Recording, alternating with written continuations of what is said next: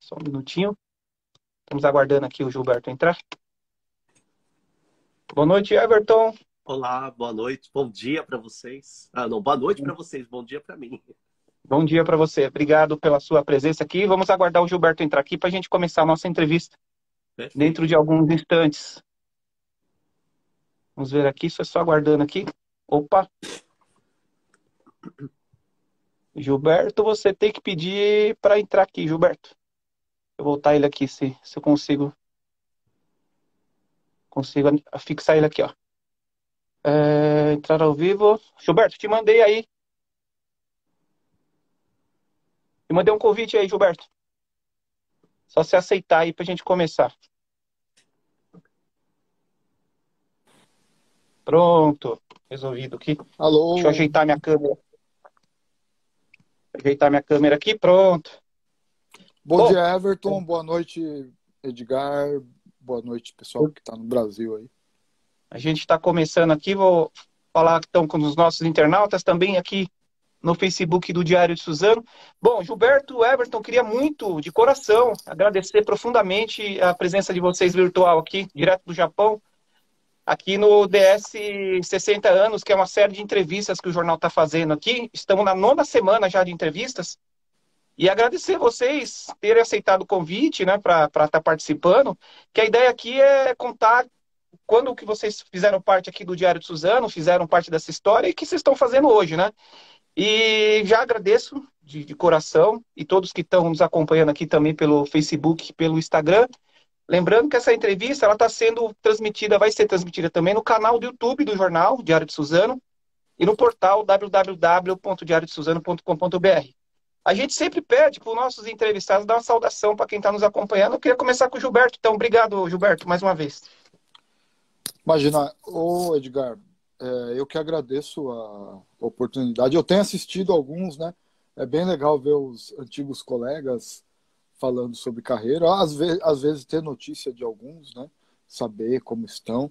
E eu acho que a gente está num momento em que o jornalismo vem sendo questionado, jornalismo de verdade, ou tem tido a credibilidade um pouquinho afetada, porque hoje em dia na internet qualquer um é repórter, entre aspas, aí tem muito fake news, muita conversa desencontrada, e os 60 anos do Diário de Suzano servem, eu acho que, para reafirmar a importância que tem o papel social do jornalismo de verdade. Então, celebrar essa longevidade é, acima de tudo, a gente celebrar a nossa inteligência de saber selecionar as informações bem apuradas, profissional e eticamente colocadas, com responsabilidade, em meio a esse mar de desinformação que, infelizmente, a internet traz para a gente. E é até gratificante poder falar isso usando da internet em nome de um veículo que nasceu no papel, que eu espero que não acabe, né? O papel físico que vem da madeira, mas principalmente que não acabe o papel do jornalismo. O Diário de Suzano faz parte de uma história importante no Alto Tietê. Fico feliz de ter uma pequena contribuição aí dentro desse castelo que foi construído. Um tijolinho lá fui eu que coloquei. Obrigado, Gilberto. O Everton, queria que você desse uma saudação também para o nosso internauta que está nos acompanhando. Obrigado, Edgar, pelo convite. Prazer enorme estar aqui com vocês. E do lado do Gilberto, que eu aprecio, eu gosto muito do trabalho dele também. Aliás, a gente é muito parceiro aqui no Japão, né, Gilberto? E muito feliz também de poder contribuir. Eu acho uma das coisas mais importantes. Eu participei de um projeto da Folha de São Paulo. Foi a primeira turma do Folha Memória. E eu escrevi na época um livro contando a história da mídia brasileira aqui no Japão. E eu acho muito importante preservar a memória da imprensa de todas as formas. E eu acho que 60 anos não é pouco, né? E é muito importante esse trabalho, esse projeto de vocês, de entrevistar as pessoas que passaram, contar um pouco dos bastidores do jornalismo de Suzano e da região, e guardar isso na memória, porque é muito importante. O Gilberto disse tudo. A gente vive um momento de incertezas ainda, né? em relação ao jornalismo, impresso principalmente. Então, vamos ver para onde caminhamos, né? O Japão, eu acho que tem muito a contribuir. Eu acho que a gente pode trazer aqui algumas informações hoje sobre o jornalismo do Japão. Não que o jornalismo japonês seja referência, mas eu acho que em termos de venda de jornal, o Japão ainda é referência. Então, a gente pode, de repente, trazer alguma luz aí para vocês. Tá certo. Bom, vocês vão ver, eu tô olhando para vocês e olhando meio para cima aqui, é que eu tô olhando não é falta de educação, não é que eu tô olhando o Facebook. O pessoal às vezes manda mensagem aqui, eu tenho que ficar acompanhando aqui também. É por isso, tá bom? Beleza. Bom, eu queria Ótimo. começar então. Vocês que estão no Japão, né? Tem bastante história para contar, como disse o Everton. Mas o Gilberto é um historiador da cultura hip hop, né? E o Everton foi o jornalista aí que, entre aspas, aí, venceu um tsunami, né? A gente vai contar também sobre isso aí, essas histórias todas aí. E eu queria começar então, a gente se começa pedindo para os nossos entrevistados falar quando que eles iniciaram a passagem aqui no Diário de Suzano, se foi o primeiro emprego. Eu lembro do Everton, não sei se talvez tenha sido o primeiro do Everton, né, o Everton? Na verdade, não foi. Eu comecei Não a foi? trabalhar. Quando eu entrei na faculdade, primeiro ano da faculdade, eu já comecei trabalhando na área.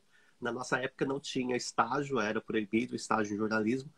Então a gente era contratado como, acho que era assistente de redação, alguma coisa assim. Era auxiliar de redação, né? Auxiliar de Auxiliar de redação. redação, exatamente. Mas eu passei pelo jornal Tal News, que acho que nem existe mais, que era de Ferraz de Vasconcelos, antes do Era da Diário de Celina, Suzano, né? Celina, da acho que era da Celina. Celina. Isso. E antes do Tal News, lá no Tal News a gente fazia de tudo. Eu aprendi bastante lá com eles.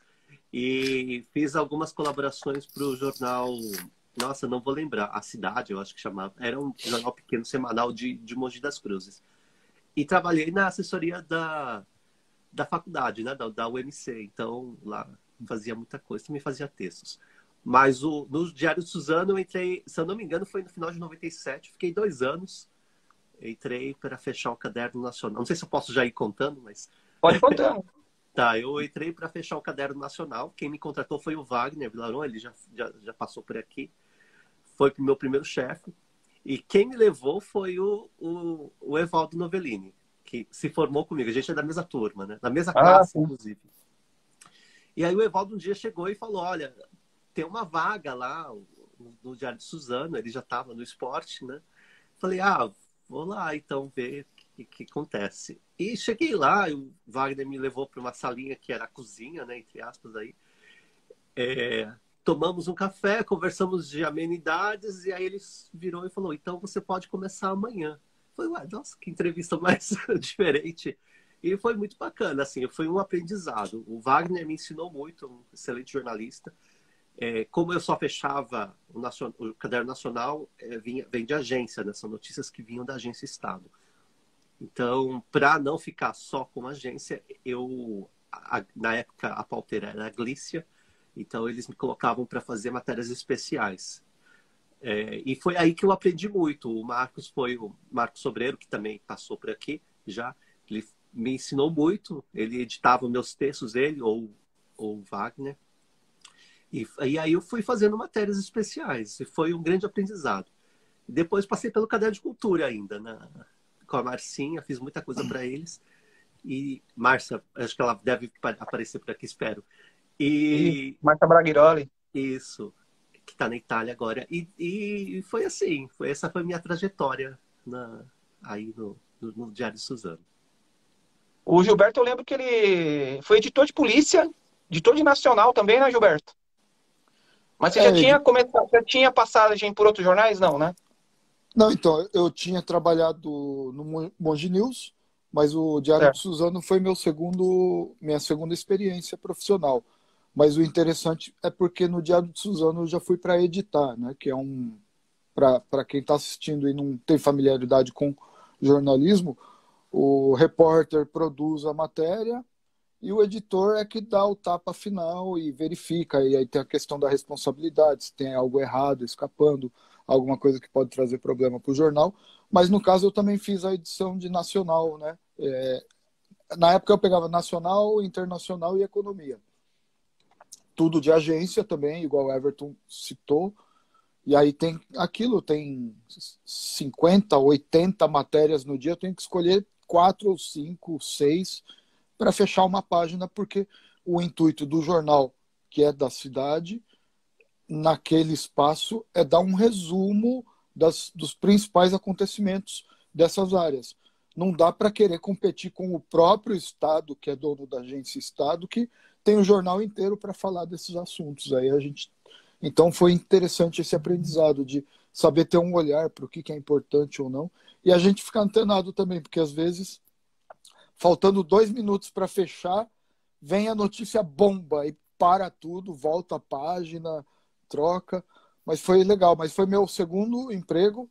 Fiquei no Diário de Suzano de fevereiro de 2003 até junho de 2005. Nem parece que faz tanto tempo assim, quando a gente para, nossa, 16 anos já que eu saí.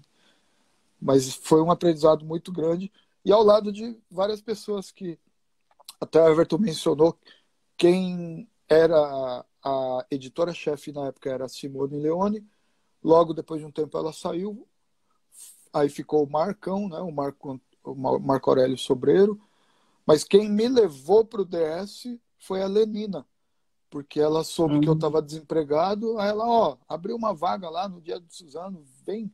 E ela tinha pouco tempo aí, na época, né? Ela estava aí, fazia poucos meses. Era chefe, acho que ela era chefe de reportagem, eu acho, na época, né? Chefe de reportagem, Aí ela comentou, tem uma vaga lá, você quer que eu te indique? Eu falei, o que puder ajudar aí, eu tô sem trabalhar, né? E aí, assim, além de preencher essa lacuna de eu precisar trabalhar, foi um aprendizado, fiz muitos amigos. A gente já se encontrava em pauta, eu e você, Edgar, mas eu acho que foi aí que a gente pôde criar uma amizade. Foi aí que eu ouvi o nome do Everton, quando eu fui sair do jornal.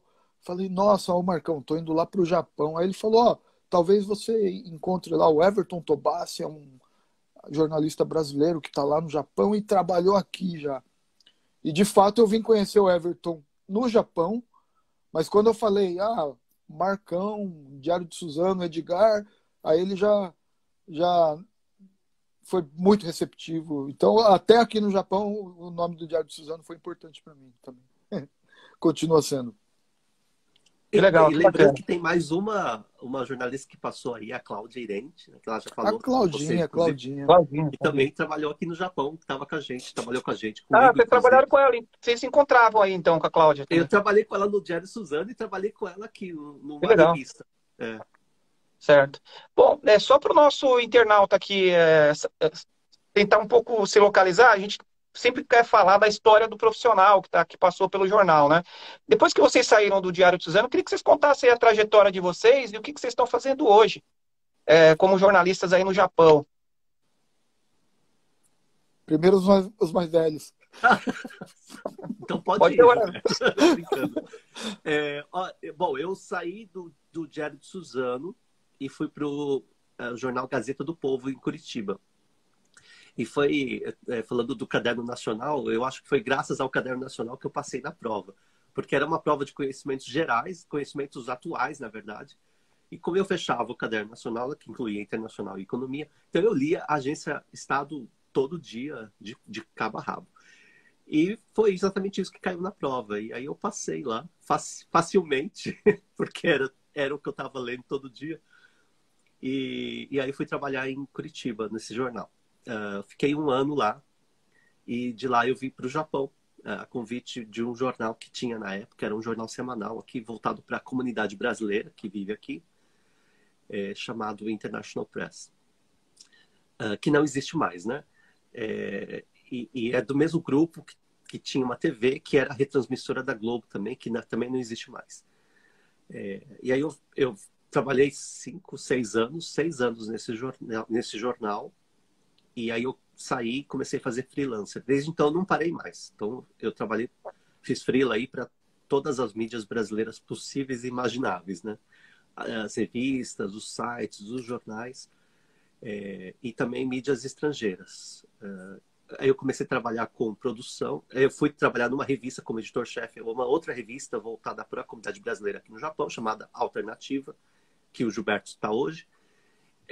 fiquei lá 12 anos como editor-chefe, mas ao mesmo tempo fazendo esse trabalho de freelancer. E desde 2008 tenho dois programas, não, tenho um programa, depois, agora mais recentemente mais um, na rádio NHK, que é a emissora pública do Japão, um programa semanal. E atualmente eu sou produtor sênior responsável por Ásia da Record TV. Mas faço outras coisas também, outros freelas e escrevo livros, mas meu trabalho principal é como produtor. Beleza, vamos falar depois dos seus livros também aí um pouquinho. Gilberto, a gente vai depois tocar no assunto aí dos seus 4 livros, acho que 4 livros, né, que você já escreveu. Mas eu queria que você falasse um pouco, depois que você saiu do DS, você passou por quais órgãos de imprensa, o que você está fazendo hoje? Então, eu saí do DS, até foi por uma dica do Tiagão, o Thiago Gouveia, que tinha sido editor de esportes aí. Ele falou, pô, tem um camarada que falou que tem um jornal brasileiro lá no Japão procurando um jornalista de preferência descendente de japonês, né? Aí eu me candidatei, passei numa bateria, uns testes que fizeram com outros candidatos. E aí, em 2005, eu tive essa oportunidade de vir para o Japão, trabalhar no jornal concorrente ao que o Everton trabalhava na época, né? Ele trabalhava no International Press, eu trabalhava no Tudo Bem. Infelizmente, nenhum dos dois existe mais, né? E a mesma editora, que é a JBC, de Japan Brazil Communication, tinha uma revista aí no Brasil, que também circulava no Japão, sobre cultura japonesa, era Made in Japan. Também não existe mais, infelizmente, né? Então, fiquei de 2005 até 2009 aqui no Japão. Aí voltei para o Brasil, foi a época que teve aquela grande crise mundial por causa da quebra do banco Lehman Brothers. E aí no Brasil eu trabalhei um tempinho no Agora São Paulo, que é do Grupo Folha, mas acabei, por conta de um sonho até que eu tive, indo para o lado de literatura de forma independente, né, por conta própria mesmo. Abri minha própria editora, né? A editora, o pessoal, onde que é o escritório? Eu falo, não, eu abri o CNPJ, que já me permite trabalhar como editora, né? Então, uma coisa pequena, né? E me especializei em biografias, né? Então, aí eu fiquei um tempo trabalhando com isso. Em 2018, voltei para o Japão com o intuito de trabalhar em outro ramo, que é gastronômico, né? Aí eu descobri que eu só gosto de cozinhar em casa para os amigos mesmo, mas trabalhar profissionalmente não é para mim, né, na cozinha. E o jornalismo me chamou de volta. E eu comecei a colaborar para essa revista alternativa, em que o Everton já foi o editor-chefe também, mas estou fazendo o trabalho freelancer para vários outros veículos, o que aparecer aí. E vem dando certo e paralelamente preparando outros livros também, né? Acabei de lançar um só em versão digital, mas estou preparando um sobre a comunidade brasileira no Japão. É uma história ainda com um enfoque amplo, assim, um registro inédito. Contribui bastante um livro que o Everton fez sobre a história das mídias brasileiras no Japão. E muita coisa que eu também pude aprender com ele, observando, assim. Esse é o trabalho do momento que está me exigindo mais fôlego, que eu pretendo lançar ainda esse ano. A pandemia me atrapalhou bastante, queria ter lançado no ano passado, mas eu sou teimoso e em breve está vindo aí esse livro. Vocês trabalharam nas Olimpíadas também, né? Acabou agora no domingo, vocês chegaram a trabalhar nas Olimpíadas? Trabalhei. O Everton credenciado. Eu trabalhei do muro para fora, mas trabalhei. Foi uma loucura, uma Olimpíada diferente, muito restrita, né? Bastante restrita, aliás, mesmo para os jornalistas. A gente não tinha muito acesso a muita coisa. Nós estávamos com uma equipe pequena, digamos, né? 3 equipes. E, bom, a minha equipe com a repórter e o câmera, a gente fazia outras matérias, entradas ao vivo, mas a gente não tinha o contato com atletas, por exemplo, que aí era a responsabilidade de uma outra equipe. Até porque tinha que fazer exame praticamente todo dia, o exame teste negativo de Covid. Então, bem complicada essa Olimpíada. Mas foi uma experiência. Bacana. Ô, Gilberto, no começo, na introdução, eu falei que você é o historiador da cultura hip hop, né? Tô exagerando, não? Tô certo, né? E aí eu queria que você falasse dos seus 4 livros que você lançou, né? Que é do Nelson Triunfo, do Sertão Hip Hop, você tem do Taíde também, e você lançou uma agora também, que é uma biografia também da sua história também com hip hop, né? Então, o hip hop é uma paixão antiga desde meus 9 anos de idade, né? Desde 1988, então. E chegou um momento em que eu percebi que...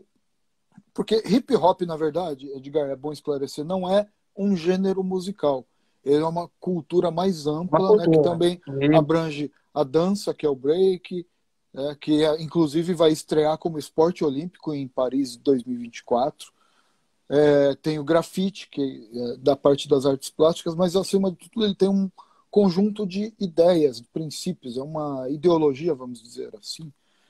E aí chegou um momento em que eu vi que eu podia aplicar esses princípios, colaborar para o hip hop por meio do jornalismo. Então, não é errado dizer que eu sou historiador, mas sou um dos historiadores, né? Há outros, por eu ter registrado a história do Nelson Triunfo, que é considerado um dos pais da cultura hip hop.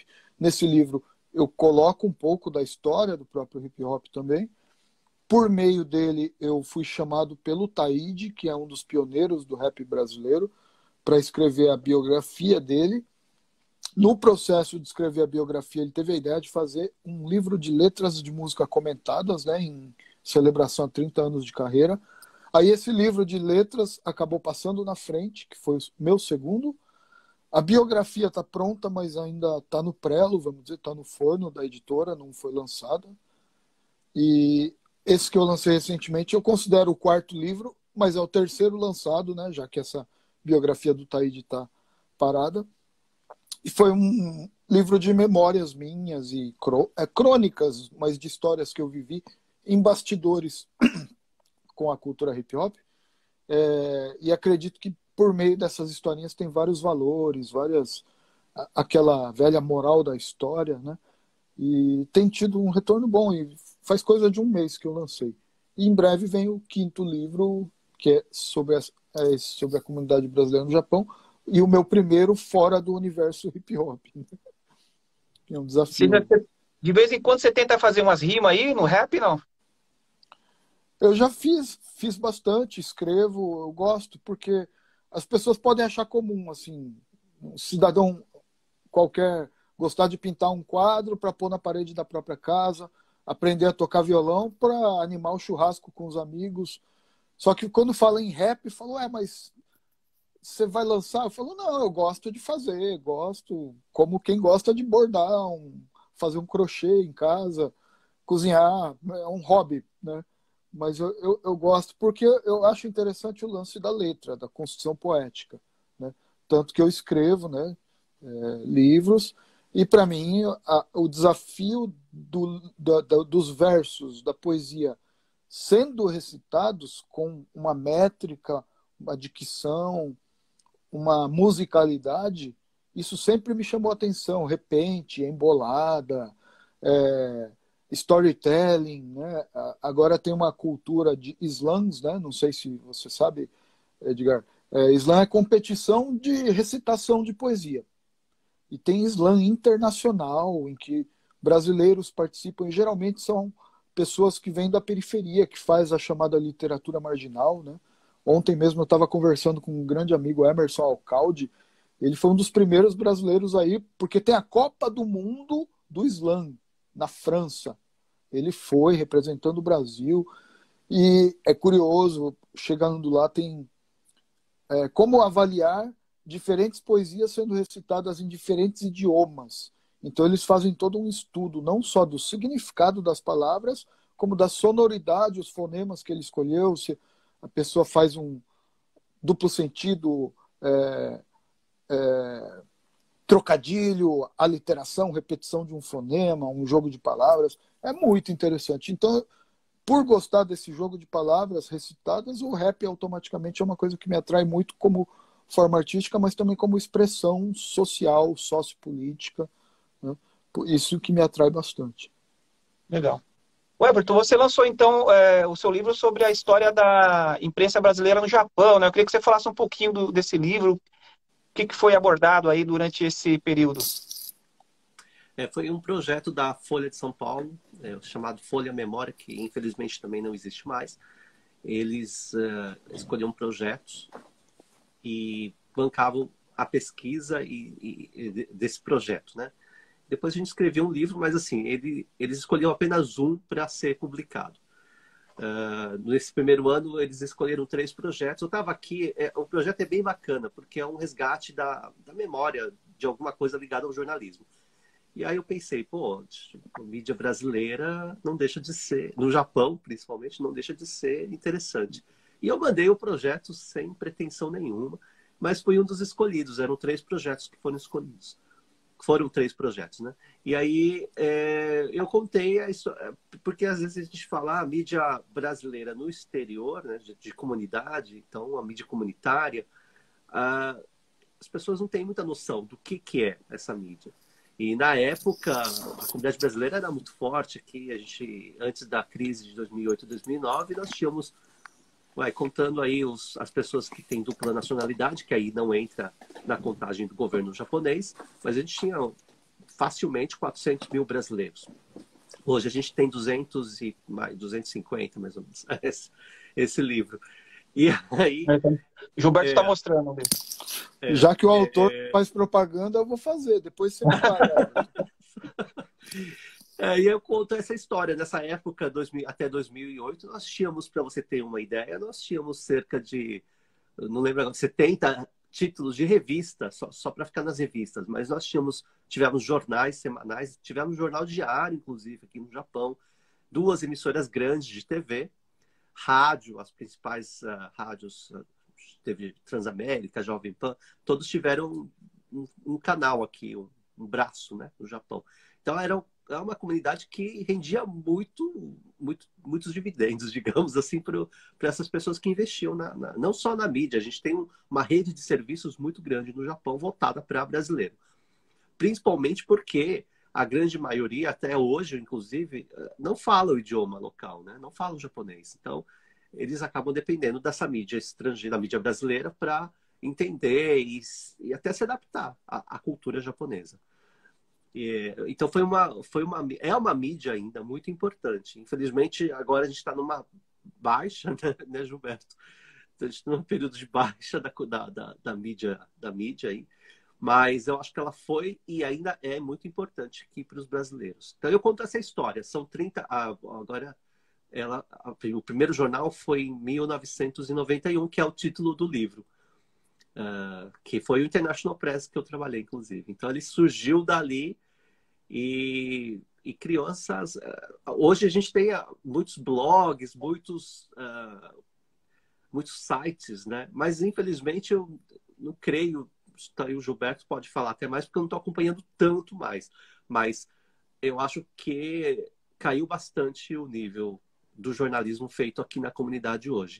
Na minha época, até 2000, até 5 anos atrás, mais ou menos, a gente tinha... A maioria das redações eram com profissionais mesmo, profissionais com jornalistas. Muitas empresas investiam, traziam jornalistas experientes do Brasil.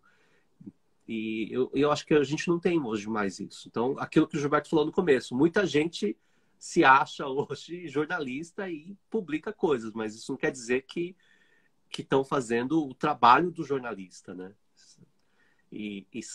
As pessoas não têm noção da ferramenta, da importância que a palavra tem. As pessoas não têm a noção de como uma palavra pode mudar a vida de uma pessoa. É uma arma, né? A gente pode falar que é uma arma mesmo, porque você pode mudar tanto para o bem quanto para o mal. E eu acho que falta isso, né? Um pouco mais de consciência das pessoas de como lidar com as informações. A gente tem muito fake news aqui também. Tem duas perguntas que eu vou fazer, porque senão o pessoal vai brigar comigo aqui. No Facebook, muita gente. No Facebook tem a Karen tá perguntando, o Fernando Araújo está assistindo a gente. No Instagram tem bastante gente que já passou Ô, aí. Fernando Araújo, Gibi. Gente Ele é boa. cheio de figurinha, o Teve Gibi. aqui também, Fernando Araújo. E no WhatsApp, muita gente fazendo a mesma pergunta. Como que está a pandemia no Japão? Essa é uma da pergunta. Depois eu vou pedir para vocês responderem. E depois a questão da... Como que é a imprensa, a cobertura da imprensa no Japão em relação à brasileira, no Brasil? Quais as diferenças que vocês veem? Vou começar então primeiro com a dessa da pandemia. Como que está aí, Gilberto, a pandemia? Como que você está vendo a pandemia no Japão aí? Então, a pandemia aqui, pelo que eu tenho acompanhado, lógico, os números são bem inferiores aos do Brasil, né? Se a gente for lembrar que ela começou aqui antes de começar no Brasil, eu lembro que quando começou aqui, teve amigos do Brasil que mandaram mensagem preocupados: você tá bem? Como é que tá? Eu falei: não, calma, tá tudo bem, né? O Japão tem quase 2/3 da população do Brasil num território 25, 26 vezes menor. Então, em tese, deveria favorecer a disseminação do vírus. Mas aqui a gente teve um governo com um posicionamento certo, definido, pautado pelas orientações científicas, médicas, e a gente tem uma população que já tem hábitos que são bem preventivos. Por exemplo, o pouco contato físico, não se cumprimenta relando, apertando, dando abraço, beijando no rosto, é a reverência geralmente, né? Sem tocar, isso já era comum. E a noção de que se eu tenho suspeita de estar com alguma doença, eu devo preservar o próximo, seja quem for, e usar máscara em qualquer lugar. Isso já era um costume, é uma coisa enraizada aqui. Porque às vezes fala-se assim, tem uma alergia a um pólen aqui no Japão, que é cafunchô. Então na primavera todo mundo usa máscara. Não, o japonês, se ele acha que está doente, ele vai de máscara para a rua, porque ele não se sente no direito de transmitir essa doença para os outros, né? Então a máscara é, antes de tudo, um princípio pensando no próximo do que a prevenção de não pegar uma doença por via respiratória, né? Então, pelo fato do povo ter bons hábitos e a gente ter tido um governo com posicionamento correto desde o início, assim, com suas pequenas falhas também, né? Não, nenhum governo teve condução perfeita numa situação imprevista como a pandemia. Mas aqui houve muito mais acertos. Os números são bem inferiores, mas ultimamente, né, há quem atribua a realização de Olimpíada ou não, isso não dá para cravar, mas o Japão tem atingido os maiores índices desde o início da pandemia. E com a tal variante Delta pegando 80, 90% desses novos casos. Então não dá para dizer que está tudo tranquilo. É uma situação preocupante, é uma preocupação que aumentou, né, nesse período de 1 ano e meio de pandemia. Estamos numa situação que nunca esteve tão agravante, né? A gente não sabe o que pode acontecer, mas são números bem baixos.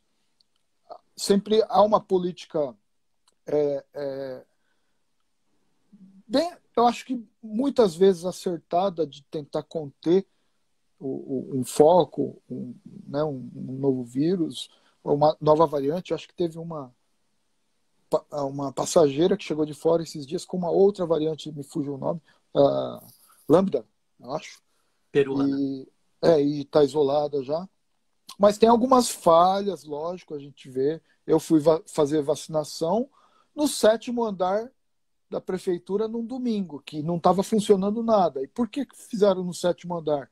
Aí, para ir até a sala de vacinação, colocavam 12 pessoas no elevador, respirando o mesmo ar, pelos 7 andares. Eu não achei muito inteligente isso, né? Podiam ter feito no passo, num lugar aberto, né?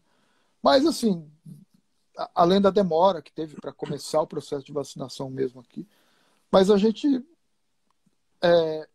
eu fico chateado de poder falar que a gente está numa situação mais tranquila que a do Brasil, porque lamento pelas tantas vidas perdidas no Brasil. Perdi pessoas próximas, muitas pessoas próximas perderam pessoas queridas também, e acredito que isso poderia ter sido minimizado, né? Muitas vidas estão sendo perdidas por desacertos de ordem política e também de comportamento da população motivados por falta de direcionamento político, né? Então, a gente está numa situação mais tranquila, mas sempre muito chateado, muito sentido e solidário com a situação que está no Brasil, que são números bem mais preocupantes. E só complementando o que o Gilberto disse, eu Opa, lembro pode falar. final de 2019, nós fomos à Record, né? A gente começou a dar notícias no comecinho de dezembro de uma pneumonia misteriosa na China, em Wuhan. A gente começou a acompanhar em dezembro, no comecinho de dezembro de 2019, e logo depois, em janeiro, chegou aquele navio, o Princess Diamond Princess, não lembro agora. Diamond Princess. Ficou atracado aqui no porto de Yokohama. Não, de Yokohama não, daqui de Tóquio mesmo. Por um tempão, que ficou aquele monte de gente preso, enfim, aquele drama todo, eu ficava ali o dia todo, mas o governo realmente, assim, tem algumas coisas acertadas, outras não, concordo com o Gilberto. E lembrando essa coisa do japonês de se proteger, do uso de máscara, tem uma coisa da cultura japonesa que todo mundo já deve ter visto, as japonesas riem, colocam a mão na boca, assim, faz assim, vai dar risada. Isso já é dessa percepção, desse entendimento de muito antigamente, na época dos samurais, de que a boca poderia transmitir algum tipo de doença.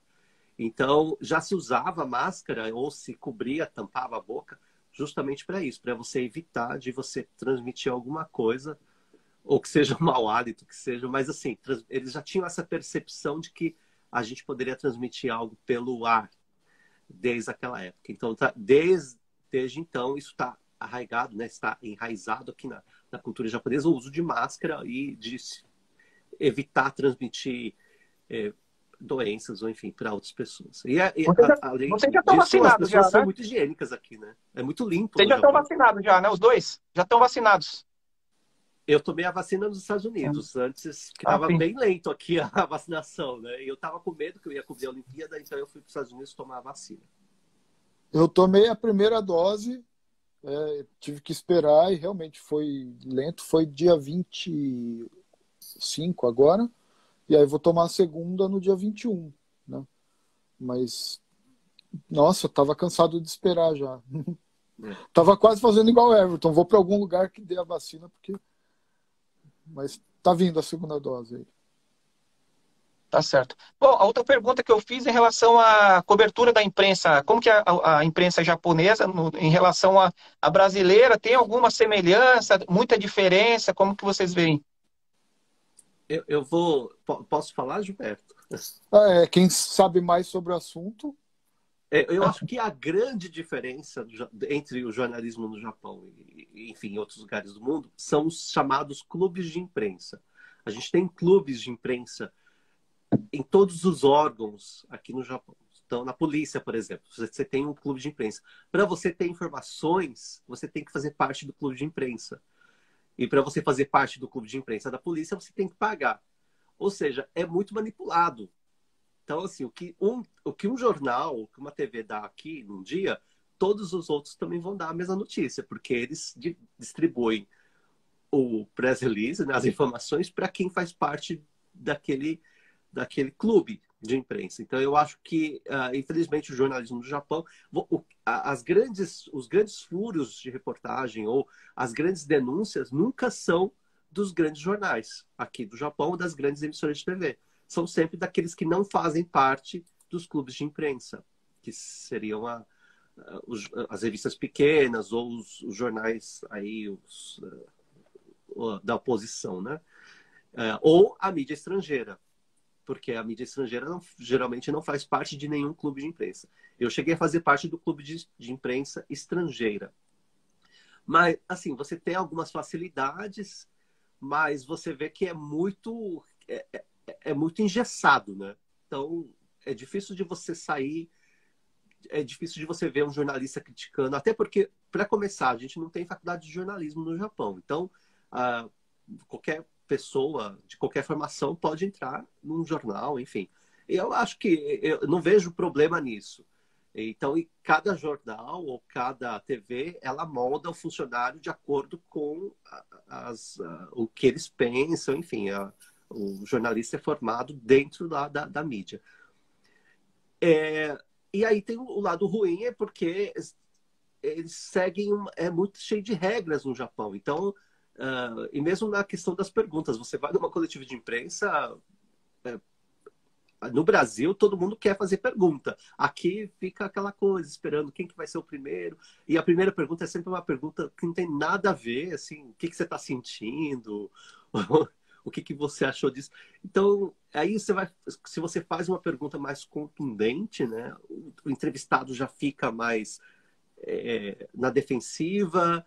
E aí tem mais outras variantes, tipo, para você marcar uma entrevista, por exemplo, você tem que mandar as perguntas antecipadamente. Se você sair do roteiro, eles não respondem. Você tem que perguntar exatamente. Isso eu estou falando de forma genérica, obviamente não é sempre, não é em todos os setores, não são todos os entrevistados.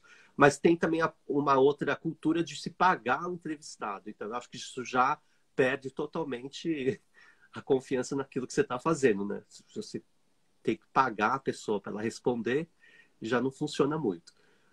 E essa cultura de você ainda... Eu tenho o meu aparelho de fax aqui atrás, porque ainda hoje melhorou bastante, né? Você já tem muitas grandes empresas que aceitam você fazer pedido, enfim, fazer todo o processo por e-mail, mas ainda tem muitas empresas, a Casa Imperial é uma delas, você tem que mandar o fax. Porque eles têm que carimbar e eles vão te mandar de volta o fax com tudo carimbado, aprovado. Então, assim, é meio arcaico, digamos. Eu acho que o que o japonês sabe fazer bem é vender os jornais, porque a gente tem aí edições vespertinas, matutinas e vespertinas ainda dos grandes jornais, e o menor tiragem, eu nem sei quanto que está agora, mas é mais de 1 milhão, facilmente, eles vendem mais de 1 milhão de jornais todo dia, cada jornal, né? Gilberto, quer comentar também um pouquinho?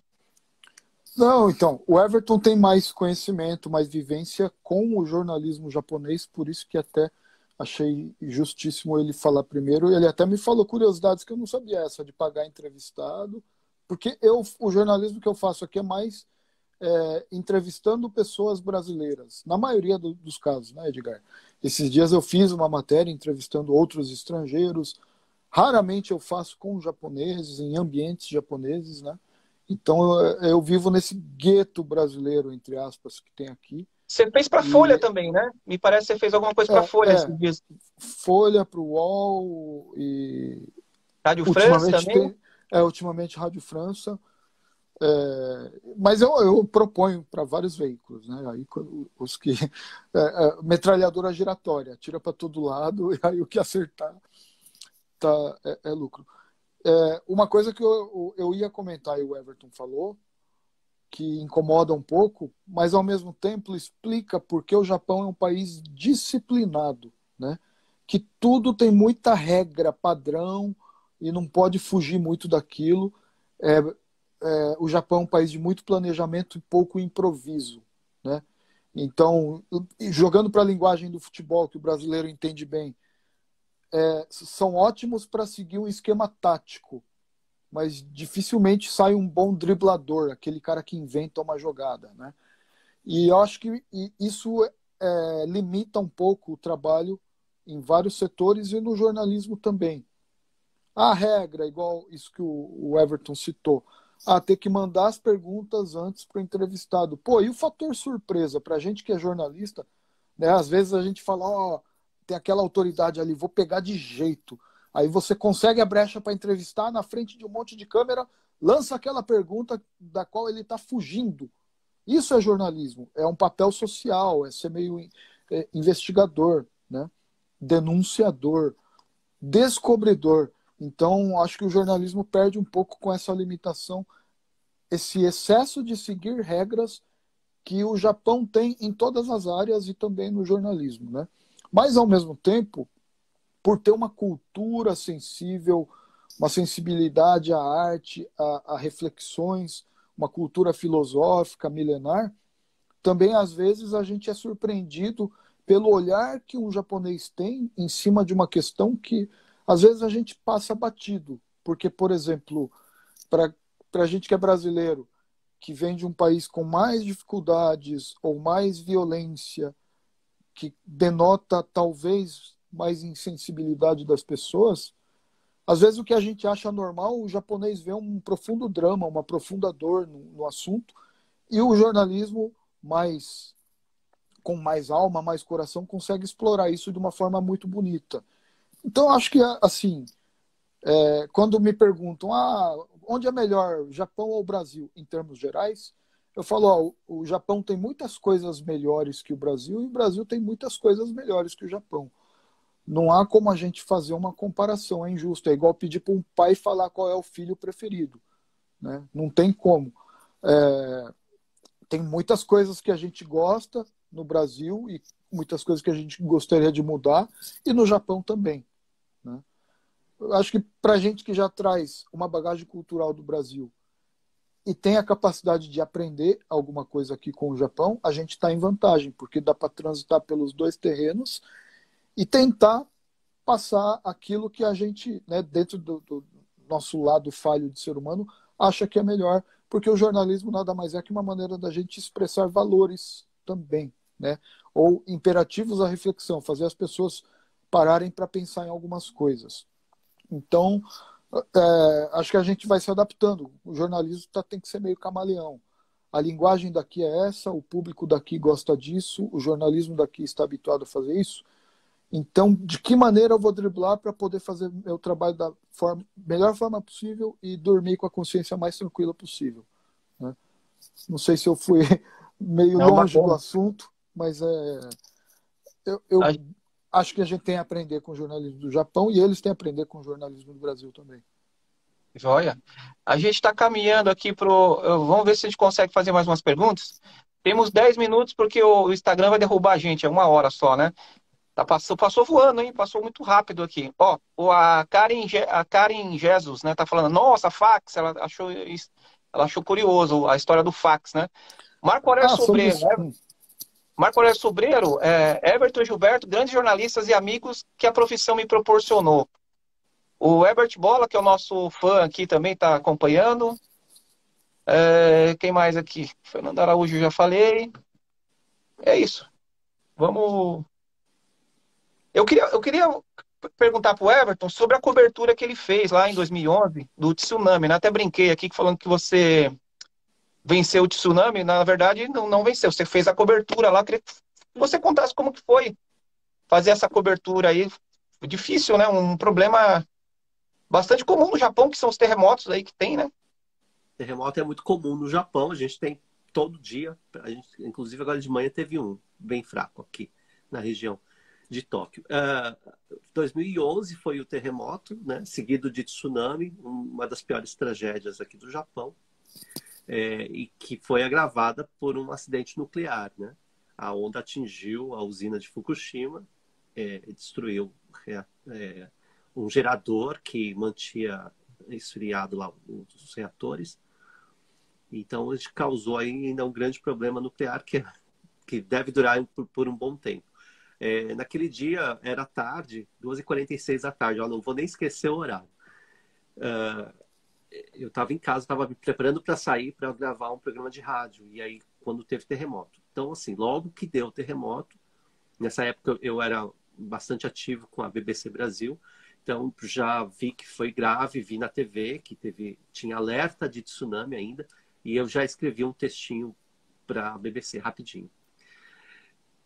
E aí, passei aquela noite já planejando o dia seguinte de manhã, peguei minhas coisas e parti lá para a região de Tohoku. É longe, são 500 quilômetros mais ou menos de Tóquio. E não tinha trem, estava tudo parado. Tóquio estava totalmente um caos, estava tudo parado, não tinha carro para alugar.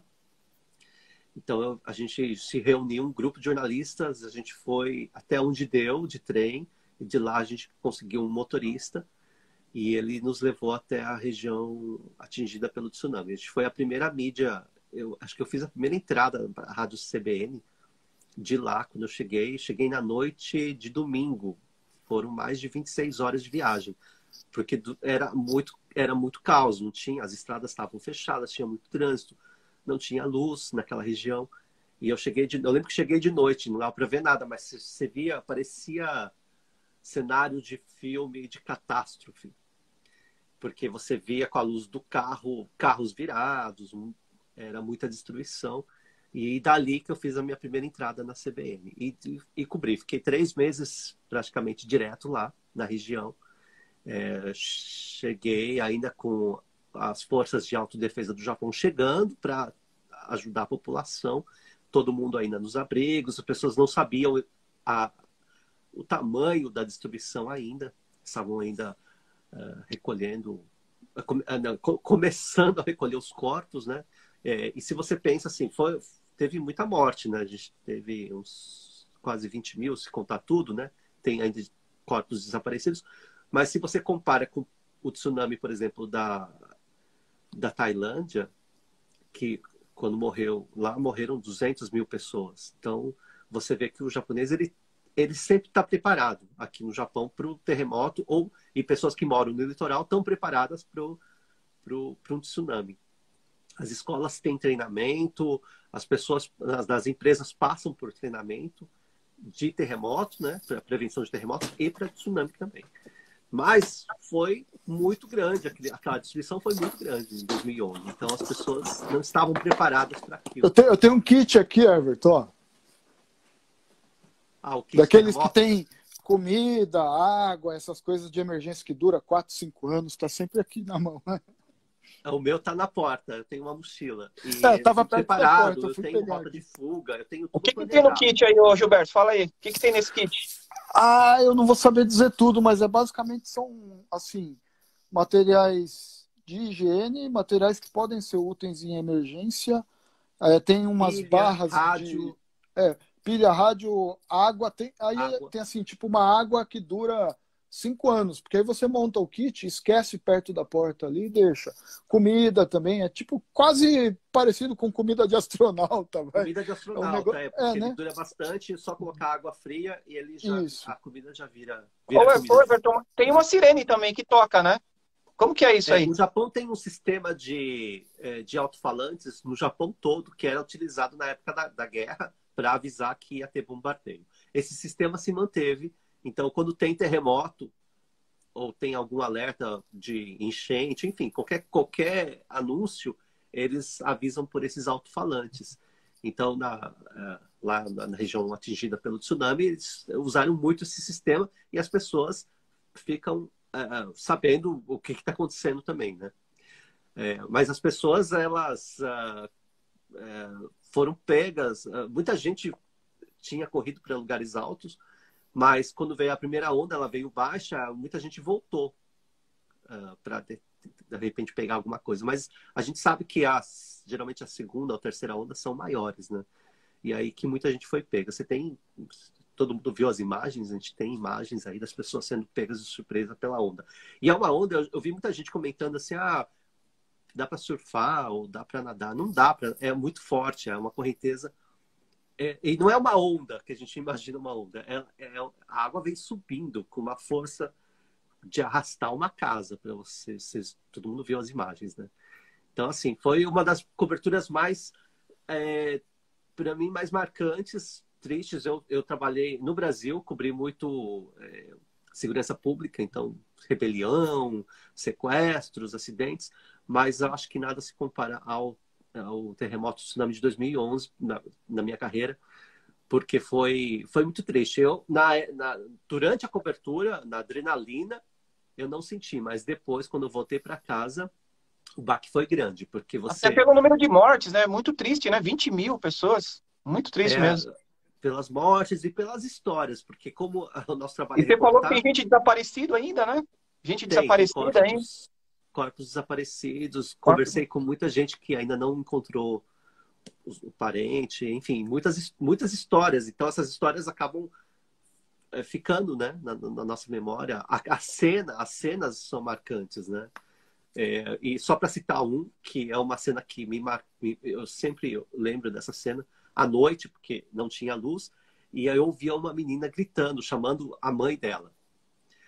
E era um grito desesperado. Ela ficava praticamente a noite toda, gritando, chamando a mãe dela. Um grito agoniado, desesperado. E, obviamente, a mãe dela tinha falecido, né? Bom, Mas histórias, enfim, todas histórias tristes, né? E histórias com animais, assim, tem várias histórias, né? As pessoas tiveram que abandonar os seus animais de estimação, ou depois, com o problema nuclear, muitos dos animais foram sacrificados. Enfim, muito triste. ó, estamos caminhando para o final mesmo, tem alguns minutos, que a gente vai, daqui a pouco vai terminar, vai cair a nossa imagem no Instagram. O Gilberto, queria te perguntar, muita gente fez essa pergunta no WhatsApp, por que a dupla, o Taíde e o DJ não terminou? Porque é uma das perguntas que o pessoal faz, você que escreveu aí a biografia, e também eu queria sua opinião, porque o hip hop ele é ainda visto como algo que não é nosso ainda, brasileiro, né? Como é o samba. Você acha que você concorda com isso ou não? Eu acho que assim, não dá para a gente definir qual cultura é de onde a partir do momento que o ser humano começou a transitar por várias partes do planeta. O próprio Brasil mesmo. Às vezes tem um pessoal que fala assim do brasileiro não descendente de japonês aqui no Japão, fala, o cara é brasileiro puro. Aí eu falo, gente, brasileiro puro, se eu sou brasileiro descendente de japonês, o cara é descendente de português, de italiano, de espanhol. O único puro, em tese, seria o indígena, né? Então, o que é brasileiro? A palavra samba já tem sonoridade africana e vem da África, né? Assim como o ritmo. Então, é meio complicado a gente definir a partir de qual momento que a gente pode dizer que uma cultura oriunda ou com raiz em outro país, ela é típica do Brasil ou não, né? O próprio rap nasceu nos Estados Unidos, mas ele é mais jamaicano do que norte-americano, né? Porque a base lá foi um jamaicano que começou a fomentar. Então, é meio complicado. Eu acho que a partir do momento que se trata da mensagem, ela fala a realidade do seu país, tem rap japonês, tem rap árabe, tem rap palestino, rap francês e rap brasileiro, né? E sobre o fim da dupla Taíde e DJ1 eu não posso falar. Houve vários tipos de desacerto, vamos dizer assim, né? De ordem profissional, de convivência, né? Que chegou a abalar por um tempo a amizade deles também. Mas isso vai estar no livro, eu não posso dar esse spoiler. É isso que eu ia falar, não pode falar. O único assunto que eu não posso dizer o que é, mas vai estar no livro quando sair. Vai estar no livro. A biografia. Legal. Então, Taíde Senhor Tempo Bom. Talvez tá esse certo. ano já esteja nas ruas aí. Olha, eu fico imensamente grato, é um prazer, uma honra entrevistar vocês aí direto do Japão. Muito obrigado pela presença aí virtual de vocês. Quando virem para o Brasil, estão convidados aqui a vir no Diário de Suzano, tomar um café, conversar um pouco. Eu queria agradecer muito, eu queria que vocês deixassem uma mensagem final aí para o nosso internauta que nos acompanhou. Obrigado mesmo, de coração. Eu vou falar rapidinho para não acabar aqui o tempo. Obrigado, Edgar, por essa oportunidade. Eu tenho um carinho muito grande pelo Diário de Suzano. Bom, e espero que a gente tenha aí contribuído um pouco, guardar um pouquinho dessa nossa memória aí no jornal. 60 anos. Parabéns para todo mundo, parabéns para você por esse trabalho muito bonito que você faz aí à frente do jornal. Mesma coisa, Edgar. Muito obrigado pela oportunidade desse bate-papo. Parabéns você, todos os profissionais que passaram, né, por esses 60 anos. E para o jornal, vida longa, a informação de qualidade, feita com carinho, com responsabilidade por profissionais e de preferência amigos, como vocês aí. Obrigado. Tá, joia. Tem mais mensagem aqui no Facebook. Depois, quando vocês tiverem um tempinho, pode olhar lá. O pessoal deixou algumas mensagens lá, tá bom? Obrigado, Tá bom. bom trabalho para vocês aí. Obrigado. Tchau. Até mais.